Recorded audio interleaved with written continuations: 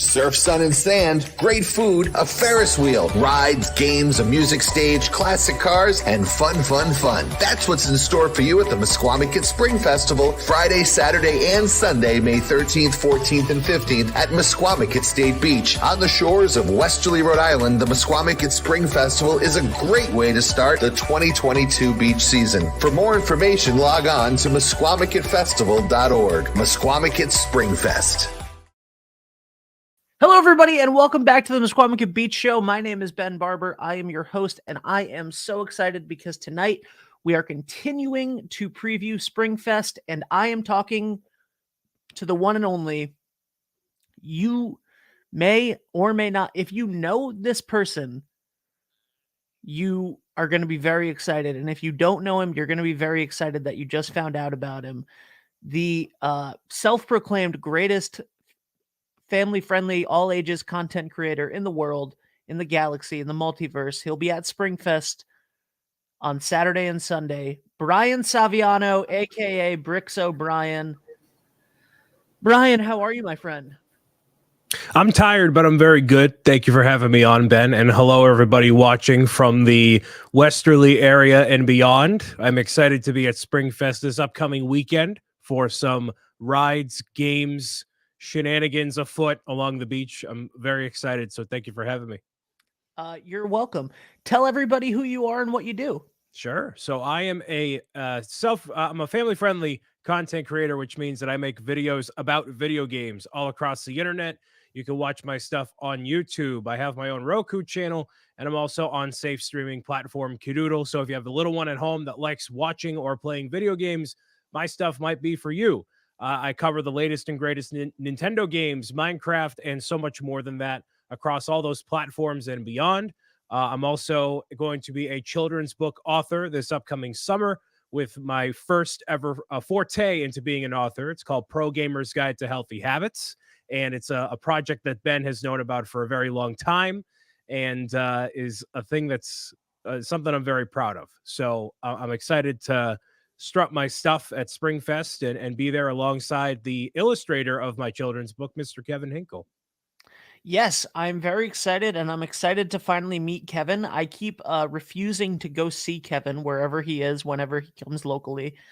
And finally, I was like, okay, listen, if you're literally at the event that I'm paid to be at, there's a chance I will see you. I would certainly hope there's a chance. Certainly hope so. No guarantees, though. No, not at all. No guarantees. I can't guarantee anything. Life is too short to make any guarantees. So you, like you said, you have your own Roku channel. You are on several safe streaming platforms. You are a live streamer on Twitch. You release new YouTube content every single day. And what made you want to write a children's book about healthy habits for kids that want to grow up and be gamers? Well, I've been doing this for 10 years as a part-time turned full-time endeavor as a solo entrepreneur. And what I've learned in my time is that there is a certain way to go about doing the thing that I've been doing for so long. It's not just sitting behind a computer or TV screen for hours at a time or ignoring your hydration levels and sleep. It's about maintaining a balanced lifestyle as not just a professional gamer, but as a human being, which is something that we can all remember every once in a while. How many times have we needed to remind ourselves to, take an extra swig of water as adults? So it's especially important for that next generation of aspiring gamers to remember to, hey, take care of yourself while you're doing your thing, Absolutely. Yeah. And, I think that's the thing that I love the most about it, right? Like, you were a big star in our house before I ever knew who you were. And before we became friends, the reason that I knew who you were was because Braden loved watching your videos on Amazon Prime many, many moons ago. And we kept hearing your voice. And there's a lot of, as parents and parent adjacent people know, right? Like, whatever your kid watches, you end up hearing a lot and you usually don't like it. but he started like making jokes and quoting things that we love in pop culture, and we were like, where did you learn that? And he was like, Mr. Saviano. And and all of a sudden, like, we were watching, and then when the pandemic hit, it was his birthday, like right in March when the pandemic hit, and I was like, you know what, let me ask his favorite celebrity to be a guest on my show and see if I can get him to meet him for a second. And I didn't think that that would end up meeting one of the coolest people that I've ever known, and it didn't. I hate you. But in all seriousness, though, like, you told me about the book then, and it was so cool because he was like 4 at the time, and it was like, yeah, that's what he wants to do. Like, little kids used to grow up and say, what do you want to be? I want to be an astronaut. I want to be a firefighter. Now they're like, I want to be on YouTube, mommy. And that's a reality that we live in, and it doesn't have to be a bad thing.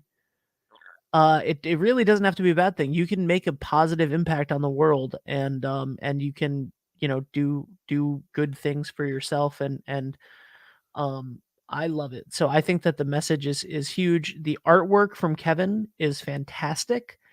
And he will be doing he's going to have his own show. He'll be on tomorrow night, but he's going to be doing some custom artwork for the kids while they're there at Springfest. What are you looking forward to about Springfest weekend?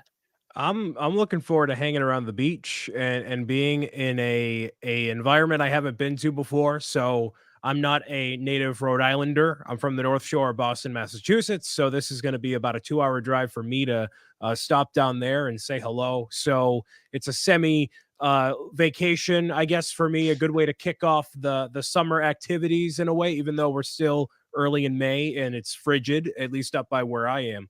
So there's that. And then getting to know what the culture is like down there by comparison to being up here. I've heard nothing but great things, obviously, from Ben, but he's also the one promoting the show, so he has to say all the good things, right? So I want to see firsthand what it's all like down there. It's true. Yeah, absolutely. What are some of the things behind you? I never get to ask you this because every yes. time I talk to you, it's in front of people that know what's going on. What are some of the things behind you? Yeah, so these are all the knickknacks, basically to detract from my face in case you want to look at something else. There's the blinking LED lights behind the bookshelves. There's all sorts of knickknacks like plushies, Lego things, display case. There's a flower behind me, cards that people have sent me for the holidays, and just things that really exemplify who I am, what my brand is, and how I go about doing things. So everything behind here, for the most part, has some sort. Actually, yeah, everything behind here has a purpose or reason behind it. It's not just superfluous things that I bought. A lot of these are gifts or things that were custom made for my own thing, and really have a close place in my heart. So I put these all on display behind me as things that exemplify me. This giant sign of my mascot was actually something a fan sent me. A lot of these things behind me, the penguins, the little itty bitty beanie baby penguins, those are from a fan as well. So, why not showcase all that for the world to see, Yeah, absolutely. And here is a little glimpse of Brian in action. Looking very solemnly at Yeah. Lego Star Wars. I picked a random thing and I was like, Star Wars will be relatable. You did. And I just, you picked a part where like I wasn't talking during the cutscene so people could listen to what these people were saying. This has been on. This had been on in the background and just not been brought up on screen for about 5 minutes. So it got to a random part in it. But how long have you been creating content and like this, like the video game content that you do on YouTube and the live streams and whatnot? How long have you been doing this? Ever since the 7th grade. So I started when I was not 18 years old. So I like to advocate for younger people to get parents' permission, or within the confines of, being the family being the audience member, not putting yourself out there. Obviously, underage, you don't want to do that. It's against a lot of terms of service, but I broke those terms of service because I was a renegade. And it helped kind of set the foundation for what would end up being a career in doing this sort of thing. And it's something I obviously don't regret. A lot of people all around the world appreciate my stuff, and get enjoyment out of me playing video games, which you might find weird if you don't know what exactly that is, but it's the equivalent of, dad sitting down on Sunday and watching the football game. So why doesn't dad go out there and play football himself? It's like, well, you can just go watch football on TV. It's the same sort of a thing with video games. Absolutely. You've given at least one, maybe multiple talks about this to college students and universities about how like not only the fact that like our generation, right, are now or my generation, I'm a little bit older than you, are now the parents, and we're the people that grew up with all of these video games. We grew up with the NES and Atari and Sega, and you know, and now those are things that we're sharing with our kids. Again, I don't have kids, but we're sharing those memories, and then it becomes a way to talk to each other. And I thought that was a very good point that you had. Do you just want to elaborate about that, about like parents playing games together? Yeah, sure. Because I would say your parents' generation was not very tech savvy, did not inherently grow up with the internet or a lot of the technology that we use today. So video games inadvertently act as a medium to bond with your children or your nieces, your nephews, your little brother or sister, whoever.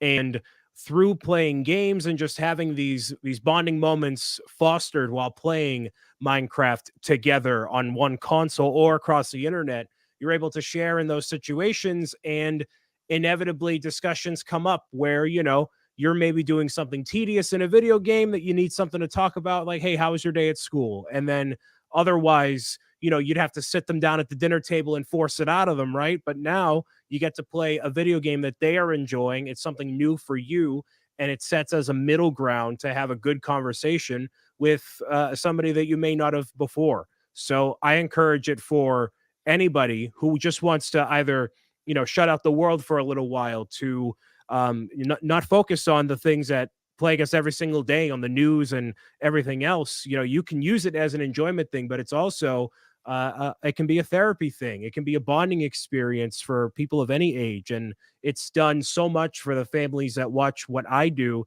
Even just watching my videos alongside the kids, that is enough of an icebreaker in itself that they want to share that experience with the whole family. I've had entire families approach me at conventions, from, the little one all the way up to grandma that's a big fan of what I do. So it's a weird feeling, but it's very humbling. So yeah. It's very cool. And you've hosted Lego conventions and panels, and you hosted a big panel at PAX East last or 2 weeks ago. What is that live event stuff like, getting back out there since those things were shut down for COVID and whatnot? Yeah, it's energizing, but also draining at the same time, knowing that I have to turn on the social cylinders of the engines in my mind again. Mhm. Kicking back into high gear is something that I think a lot of us may struggle with, trying to get back into that rhythm. But it's energizing in the sense of just seeing people be alive and out there and willing to live their lives publicly. For as much as I can be antisocial or just kind of wanting to do my own thing sometimes, seeing people enjoying themselves across the passion for video games or Lego or otherwise is so energizing for me. And I get to meet new people that are not just fans of mine, but also colleagues in what I do, brands, developers, whoever it might be. And that sets a new level of energy for me when I'm out there, when I'm out there doing these shows. So I'm looking forward to it. And it's a similar reason why I'm looking forward to Springfest, is because I'm going to see people on rides and eating fried dough. And I want to eat fried dough in public. It's, it's And what you're I'm going looking forward to. and you're going to, Brian, I think we need to share some fried dough together this weekend. I don't know. I'm not a sharer, not with the fried dough. No, so we need our own separate pieces of fried Yes. dough. Yes. Agreed. Far away from each other. I don't want to talk to you, Right. but communally we'll break bread. Yeah, exactly. Not bread, fried dough. Dough. Dough. We will Yeah. break dough. Yeah. All right. And finally, last thing, people can pre-order Pro Gamers Guide? Yeah, so you can sign up on the website for the email newsletter. Basically, that's gonna keep you up to date on the book and all the things that go with it. As part of a successful crowdfunding campaign, there is a weekly comic that comes out across all the social media platforms that you know and love, or maybe not love, but you at least know of. There's also a podcast that will be coming out, basically a creation camp. Me telling you all the things that I know about being a content creator, how you can get started yourself, and so much more as part of a remarkably successful crowdfunding campaign that happened back in February. So there's so much around this that if you are interested in the characters, the world, and knowing some healthy tips along the way, then hopefully Pro Gamers Guide can give a little something for you. Let's talk about that crowdfunding campaign for a second, because it was unheard of what you did. Your goal this is an incredibly detailed, beautiful book that is being printed, and you don't want it just printed in something that you can sell out of the back of your car. Like, you wanted this in bookstores and to make it a big deal. And what happened when you launched the Kickstarter? Well, the Kickstarter campaign was launched off the heels of a seeming to be yearly birthday celebration that I hold in January. Less so about my birthday, but just as a way for me to do a bunch of announcements for all of my stuff that I do. And this was a surprise announcement that happened where I'm like, hey, I'm launching a children's book. There's a crowdfunding campaign live right now on Kickstarter. And the goal for it was $14,000 to cover all of the base cost, including printing the books and all the supplemental things for it, the bookmarks, the water bottles, pins, etc. And all of that was covered within a 3-hour time span, where people who had previously had no idea this thing existed, but then was totally on board with it, secured their copies and all of the things that accompanied it. And I mean, Ben, you were there for it in the chat, and it was off the chain, the excitement that people had for it. It was insane. You raised $14,000 in 3 hours, and you raised nearly $33,000. You raised $32,369. Your fans had a little bit of fun in the last 10 minutes. Yes. You were yelling at people to stop giving you money. Yes, that happens. They really wanted to land on that 69 number for reasons that I have no idea, but they wanted to land on it, and they successfully did. Yeah. After we had perfectly crafted it to end with 300 backers and $32,000 even, and you were like, no one touch it. And then one person was like, here's an extra $1. And then all heck broke loose. Yep. Brian, thank you so much. We're going to go, and we're going to be back in a couple minutes with Amanda Pera, who's going to be talking about the vendors at Springfest. So make sure that you check that out. But check out Brian Saviano and Kevin Hinkle. They will be at a booth somewhere on the festival grounds, and Brian will be with me on social media all weekend. So that should be a fun time. And check out Pro Gamers Guide. Check out Bricks O'Brien at Bricks O'Brien everywhere that you can use an at. And that's it. Thank you, Brian. I'll see you Saturday and Sunday at Springfest. I will see you then, good sir. It's a pleasure and honor. Absolutely. Bye for now. Bye for now. Surf, sun, and sand, great food, a Ferris wheel, rides, games, a music stage, classic cars, and fun. That's what's in store for you at the Mesquamicut Spring Festival, Friday, Saturday, and Sunday, May 13th, 14th, and 15th at Mesquamicut State Beach. On the shores of Westerly, Rhode Island, the Mesquamicut Spring Festival is a great way to start the 2022 beach season. For more information, log on to MesquamicketFestival.org. Mesquamicut Spring Fest.